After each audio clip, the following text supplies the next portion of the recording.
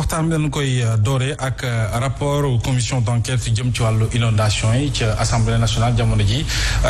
ña ngi ko fay waxtaane wala waxtaan nañu ko fa ba noppi lan lañ ci mën a jàpp justement ci rapport bi ni mel. waaw li ma ci jot a dégg de mooy benn comme mission am na mission parlementaire loolu ñu koy rafetlu ndax coow bari woon na coow booba bi ñu toogee daaw ba gis ne inondation bari na di fàttaliku ne programme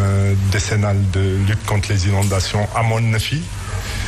ñu door ko ci ni ñu koy taxawalee door ko itam ci di ko jëf waaye dem ba ca yàgg ñu daal di ko bàyyi gouvernement génn ci jàpp ne loolu du priorité bi mbir mi dikkaatee nag ñu daal di taxawal benn commission parlementaire réew mi soxla woon na ko bi ñuy coow mbirum Petro-Tim xaw ma ndax yaa ngi koy fàttaliku waaye ca booba ñoom dañu jàppoon ne waruñu ci dugg waaye inondation yi bi ñu ñëwee nag ñu ne dañuy am liñ ciy jëf ba génnee ci rapport ñi nga xam ne waxoon naa ko nag duma ci génn mooy lan mooy taxawal nañu plan décennal de lutte contre les inondations ba conseil présidentiel ànd ci ñu loolu c'était en septembre 2012 ñu daal di ko door janvier 2013 amul ca booba semaine boo xam ne muy altine ca ba muy door ma yóbbu ko ca talaata ba amul semaine te taxawuñu benn conseil interministériel bu jëm ca loola ndax rek jàppoon ne dafa doon loo xam ne dañ ko war a fay daal waaye ñu dem ba man bi may génn gouvernement ñu daal di bàyyi mbir mi ñu daal di ko bàyyi ndax loolu moo indi ministère de restructuration des zones inondables ñu dindi ko ku ñuy wax Khadim Diop moo fa nekkoon ak itam programme yi ñu taxawaloon ñu daal di taxaw ñu daal di leen bàyyi ca 2013 jot nañu ndax mbir mi ñaar la woon volet habitat maanaam tabax ay kër ndax dafa am ay bërëb yoo xam ne bu fa ndox nee kenn mënu ko fa dindi baa boog pompaas rek ndax boo gisee pax tabax fa ndox bu ñëwee dafay taa loolu di benn donc mu amoon ñoo xam ne ay kër yoo xam ne dañ leen a waroon a dindi toxal leen donc programme habitat amoon ak itam liggéey boo xam ne dafa waroon a tax bés ñëw duñu pompeeti waaye jàpp ndax pompe dafa cher dafa soxla pompe dafa soxla essence waaye tabax loo xam ne ndox bu ñëwee daal di mën a jàll ba dem géej par drainage nekk ci loolu fii ci Ndakaaru ci Touba ak ñeneen i dëkk liggéey bu am solo la ñu door ba boo seetee sax programme habitation bi tabax nañ ci loo xam ne musuta am Sénégal ndax lu jege 2,000 kër tabax nañ leen ci juróom benn weer ca booba itam la ñu def ba Maguilène Senghor amatul ndox Foire amatul ndox Pont Sénégal 92 amatul ndox RN1 amatul ndox ak yeneen waaye ñu mujjee jàpp ne mbir mi amul solo ñu bàyyi ko noonu programme ba daal ci lu ëpp juróom-ñaari téeméeri milliards à peu près 750 boo ko juróom-ñaari téeméer ak juróom fukki milliards man bi may dem defuñu ca ñeent fukki milliards ca foofu la ñu yem ñu daal di ko taxawal alors monsieur le premier ministre bu ñu la déggee wax nga ko 750 milliards wala sax yu tegal moom la ñu wax plan décennal de lutte contre les inondations jamono jooju fàttali nga ko yaa nekkoon premier ministre ba ñu yegg ci li nga xamante ne mooy mbënn mi daaw 2020 bi ñuy def bilan bi rapport bi ñoom bi ñu ko jébbalee xëy na président de la république am na lu ñu ko jotoon a jox ñëpp gis nañu ko mais ndax jàpp nga ne koppar googu yëpp dugal nañu ko ci liggéey bi diir bi nga xamante ne samp nañu ko muy 2013 jàpp 2020. loolu amul ndax programme yi ñuy wax xëy na am na ñoo xam ne dañ leen a mëtal waaye gisuma ko li may xaar man te jotaguma ci mooy rapport boo xam ne dina génnee li programme décennal taxawaloon génnee itam li nga xam ne lii def nañ ko jot nañ ko ci def ba askan wi teg ci seen bët bu boobaa nga mën a contrôler waaye toog rek ne juróom-ñaari téeméeri milliards la ñu taxawaloon de def nañ ci juróomi téeméeri milliards loolu dafa yomb te ba tey mbënn mi ne fi non dañu bàyyi mbir mi dañu bàyyi programme bi te nag bi ma duggee ci politique ba taxawal acte am na ñaar ñoo xam ne dama des ci di oote gouvernement ñu koy liggéey muy benn mbéy mi faydaal ko faydaal qualité jiw bu baax di ko jox béykat yi ak programme décennal de lutte contre les inondations boo ko seetee conseil national u acte boo xam ne bi taxawal nañ ko ci weeru avril wala mai ba ca juin dañuy ootewaat ne attention yéen a ngi bàyyi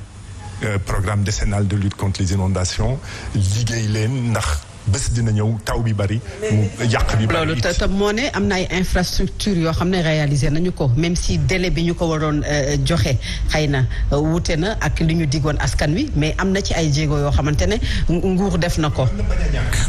xam naa ne par exemple à Touba am na lu ñu mëtal. waaye ci ay. à Kër Massar juróomi at. mais li am solo mooy rapport bi bu génnee bu boobaa yaakaar naa ni mbir mi dina leer. lii le programme décennal jàppoon ñu war ko def lii la ñu def mu jëm ci programme de décennal ba bu boobaa askan wi dinañ xam ndax li liggéey bi am na am déet ndax loolu moom mooy. kon da nga jàpp ne balaa ñuy sumb la nen waroon nañu mën a génne rapport wu ñuy firndeel wala wuy wane ne li ñu defoon wala lu ñu mbébétoon ci lii lañ ci def lii moo ci des balaa ñuy songaat. exactement. loolu man de noonu laa jàpp rapport war a génn. noonu dañ ko war a taxawalee. lii ndax dañu ne programme décennal de lutte contre les inondations ndax jëf nañ ko. da ngay génnee. li nga xam ne moom dañu jàppoon war ko jëf. génnee li ñu jëf ba noppi. mu leer waaye nag doo wax rek marché intel. da ngay wax ca Touba lii lañ fa def ca Kaolack lii lañ fa def ci fii ak fii ak fii. Ndakaaru lii lañ fi def ñi ci mën ci teg seen bët. ba xam ndax li ngeen di wax dëgg la. début de solution la Kër Massar ni mu meloon daaw ak nu ñu ko doon dundee mu metti lool est-ce que début de solution la ci ñu def ko département ngir gën a joyanti ni Kër Massar mel jamono ji. boo tuddee Kër Massar li ma jëkk waar mooy gis naa fa daaw loo xam ne amutoon ñun bi ñuy xeex mbënd mi kon dama jàpp ne am na liggéey yuñ fa war a liggéey yu mën a indi loolu xawma nag ndax dañ ci war a génnee TER wala leneen waaye daal wala autoroute xawma daal waaye am na loo xam ne ci li ma jàpp man waaye nag ci dëgg soriwu ci mu ci lool ci saytu bi waaye li ñu dund daal man fàttaliwu ko ma ne mës nañ ko dund foofu kon loolu war nañ ko njëkk gëstu ba seet. alors monsieur le premier ministre dañu jàll ci beneen point bokk na ci dette bi nga xamante ni ñu ngi wax ne France jéggal na ko Sénégal alors loolu sa première appréciation par rapport ak loolu ak réaction bu njëkk bi ñu ci mën a am ci Abdou Mbaye lan lay doon. man ñaar laa ciy gis. benn baru Sénégal dafa rëy am solo lool mën nañu jàpp rek ne 9000 milliards soriwu ko. 9000 milliards boo déggee wàññi nañ ci 13 milliards xam nga loolu ree la war a def sax waaye mbirum publicité la daal loolu di benn waaye ci li ma jot lire man de li ma ci gis mooy suspendu. wax ñu dañ ko bàyyi dañ ko suspendre maanaam da nga ko waroon a fay dañ ko ràndal ndax xaalis boo soxla boo ko fayee tey nga daal di ñàkk xaalis dañ ko ràndal kon man daal jàpp naa ne loolu amul maanaam. amul maanaam ci ban fànn Fatou. ci bor boo xamante ne mi ngi toll woon ci 18,6 période du mois de mai ba mois de décembre est-ce que du jéego boo xamante ne quand même nguuru Sénégal def na ko ba ñu baal ko wala boog bu ñu ko suspendre bu ñu gisee le chef de l'État doon woote ci bi mbas mi tàmbalee ngir dëkk yi nga xam ne ñoo bor ci Union européenne ñu baal dëkk Afrique yi seen i bor est-ce que mënuñu wax ne quand même foofu am na lu mu gagné le président Macky Sall. bon am na. jéego la waaye li ma ci mën a teg mooy amul solo dafa néew ci gàttal dafa néew boo toogee ne annulation de la dette yow li nga soxla mooy ñu baal la doo fayati loolu di benn suspension service de la dette mooy doo ko fay tey ëllëg nga koy fay loolu dëgg la dina indi xaalis boo xam ne bii di nga ko téye mën ko dugal ci feneen waaye néew na man de 13 milliards et quelque laa ci gis ak. 13 milliards 700 millions. waaw xam nga loolu. sur 18 milliards loolu bariwul waaye ba tey mooy 15 la rek waaye 15 la ba tey. alors yaa ngi wax sànq bor bi muy dette publique boo xam ne yegg na ci plus de 9000 milliards am na sax ñu jàpp ne Sénégal mi ngi bëgg a weesu sëy bi nga xam ne UEMOA teg na ko yow naka nga ko gisee bor boobu nga xam ne ñoom nguur gi jàpp nañ ne dañuy leb mais de manière très intelligente puisque fi ñu koy dugal fu am njariñ la ci réewu Sénégal. gis nga man 2017 laa bind bi ma déggee ne Macky Sall dafa toog benn kuréel Fonds monétaire sax yaakaar naa toogoon na fa mu ngi doon teewoon na fa muy tere kuy waxati ci bor bi. ma ne woon ca booba loolu kenn du ko ci topp ndax lii sañu wàll ñun mooy boo gisee bor di yokku te gaaw a yokku da ngay oote nañ def ndànk ndax bés dina ñëw doo nekk ci oto rek di accélérer naan 70% des na kon naa continuer di accélérer ba bés booy dal ci ca garab ja li wóor ba wóor mooy boo gisee Fonds monétaire international taxawal li ñuy wax l'instrument de soutien aux politiques économiques l'instrument de coordination aux politiques économiques li mu ci jiital mooy Sénégal na nga fay sa bor loolu mooy priorité waaye boo gisee programme bi ñu taxawal itam li ci topp mooy mënatuloo joxal secteur privé ñu doxal li nga xam ne lii moo mën a indi koom-koom ci Sénégal ci gàttal boo ko liiree loolu la. gis nga nañu bàyyi di xalaat ne lépp boo àggee ci 70% fi léegi àgguloo ci 70% mën nga leb ba tey bor yaa ngi koy war a bàyyi bu fekkee ne lii doon sa mbëbët ci wàllum koom-koom mënatoo ci dara. te mënoon ci dara loolu dañu ne na nga xajal secteur privé prendre le relais maanaam mën a doxal ndax yow li ñu la laaj rek mooy fayal sa bor loolu moo indi may wax ne on est en situation de surendettement ndax boo toogee ba sa mbëbët jëm ci indi koom-koom sa askan war ko jëriñoo mënatuloo ci dara wala boog as tuut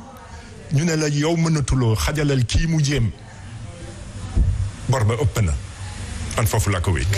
un secteur privé fort qui peut prendre le relais. wax jàngoog ndax Fonds monétaire ci boppam moo la gën a xam ne secteur privé mënu ko secteur privé sénégalais mënu ko ba noppi nag bu fekkoon ne mënoon na ko sax Fonds monétaire ci boppam itam nee na état du Sénégal na nga yokk li nga xam ne lii teg nga ko secteur privé jëm ci wàllum impôt moo taxit entreprise sénégalaise benn sonn nañu amuñu marché ndax politique Macky Sall ñi mu ko jàppee dafay jiital liggéey ak entreprise étrangère kon ñoo yor marché yi sénégalais yi ay pepp lañ ciy am te boo bokkul ca APR sax doo ca am lu bëri loolu di benn kon amuñu doole bu bari ñaareel ba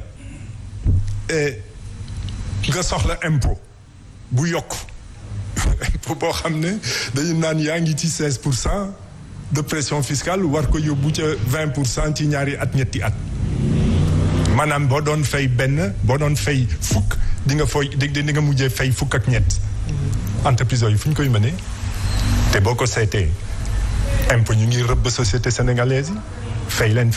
leen li am ba am mooy yoonu koom-koomu Sénégal dafa tëju te li indi loolu mooy bor bu ëpp te ñoo ko gën a xam ñoom Fonds monétaire international dañuy naxaate ñoo ko gën a xam ñoom li ñu seen mbëbët daal mooy ndax loolu moo tax ñu indi Fonds monétaire international maanaam lépp lu jëm ci finance internationale bañ a yàqu di mën a dox lépp li jëm ci commerce international di bañ a yàqu di mën a dox ci kaw loolu nag moo tax ñoom boo leen oowee li ñuy daal di jiital rek mooy fayal sa bor. est-ce que neex na dégg bu ñu gisee quand même les dépenses yi nga xamante ne nguur mi ngi koy def gis nañu quand même période bi nga xam ne manifestation yi weesu na ak léegi bëri na